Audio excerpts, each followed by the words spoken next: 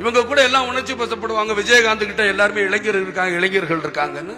நான் இளைஞர்களை தட்டி விட எவ்வளவு நேரம் ஆகும்? ரொம்ப நேரம் ஆகாது, உடனே பத்திக்கிறேன் தமிழ்நாடு. ஆனால் அதை எனக்கு விரும்பல. அதை நான் விரும்பலங்கிறதுக்காகத்தான் சொல்றேன். ஏன்னா உங்களை நல்ல வழியில கொண்டு போகணும். அமெரிக்கா ஜனாதிபதி ரூஸ்வெல்ட் ஒருத்தர் இருந்தாரு. அவர்கிட்ட ஒரு 2 எம்பிங்க வந்தாங்க. ஒரு எம்பி சொன்னாரு, அந்த எம்பி தப்பானவன்னு குறை சொன்னாரு. அப்ப இந்த ஜனாதிபதி சொன்னார், நீ சொல்றது சரிதான் அப்படின்னாரு. அடுத்த குற்றம் சாட்டப்பட்ட எம்பி வந்தான், என்னங்க அந்த எம்பி சரியில்லைங்க அப்படின்னு சொன்னதுக்கு நீ சொல்றது சரிதான் அப்படின்னாரு. இது ரெண்டையும் அவங்க மனைவி பார்த்துக்கிட்டு தான், என்னங்க 2 பேரும் சொல்றது சரிதான் சொல்றீங்கன்னா நீ சொல்றது சரிதான் அப்படின்னாரு. மனைவிக்கு புரியல என்னங்கன்னு.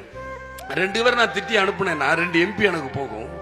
அதை விட விட்டு கொடுக்க மனப்பான்மை. எதற்காக இந்த சண்டை சச்சரவு யோசிச்சு செயல்பட்டாலே போதும், அதனாலதான் நான் அதை சொன்னேன் அப்படின்னாரு. ஆகையினால் மணமக்கள் நீங்க எதையும் யோசிக்கணும், அவசரப்படக்கூடாதுங்கிறதுக்காகத்தான் இதை சொல்லுகிறேன்.